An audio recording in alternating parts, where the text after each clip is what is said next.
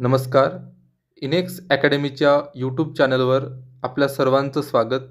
Maharashtra set 2024चा निकाल जाहीर झालेला आहे आणि त्यासोबतच फायनल ॲन्सर कीसुद्धा प्रसिद्ध झालेली आहे. त्यामुळे ज्या प्रश्नाला आपण चॅलेंज केलेलं होतं ते चॅलेंज विद्यापीठाने ॲक्सेप्ट केलं आहे की नाही त्या संदर्भातली माहितीसुद्धा आपल्याला मिळालेली आहे.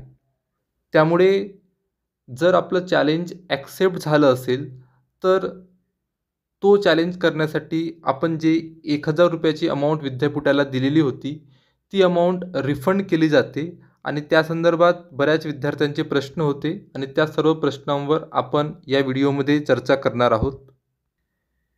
तर सर्वात महत्त्वाचं म्हणजे जेव्हा निकाल जाहीर होतो त्याच्यानंतर ही प्रोसेस सुरू होते आणि रिफंड विद्यार्थ्यांना देण्यात येतो.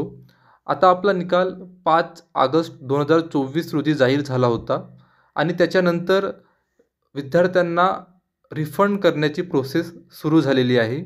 ज्या विद्यार्थ्यांचे चॅलेंज ॲक्सेप्ट झालेले आहेत त्या सर्व विद्यार्थ्यांना त्यांचे सर्व पैसे रिफंड केले जातील. त्यासाठी जवळपास 10 ते 15 दिवसांचा वेळ लागू शकतो.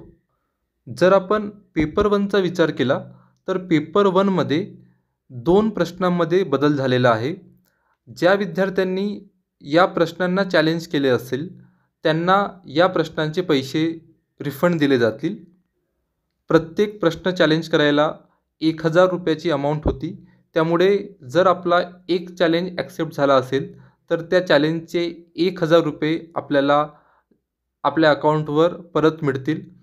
चॅलेंज करताना आपण एक कॅन्सल चेक किंवा आपल्या अकाउंटची डिटेल विद्यापीठाला दिली होती त्याच अकाउंटवर आपल्याला रिफंड केलं जाईल.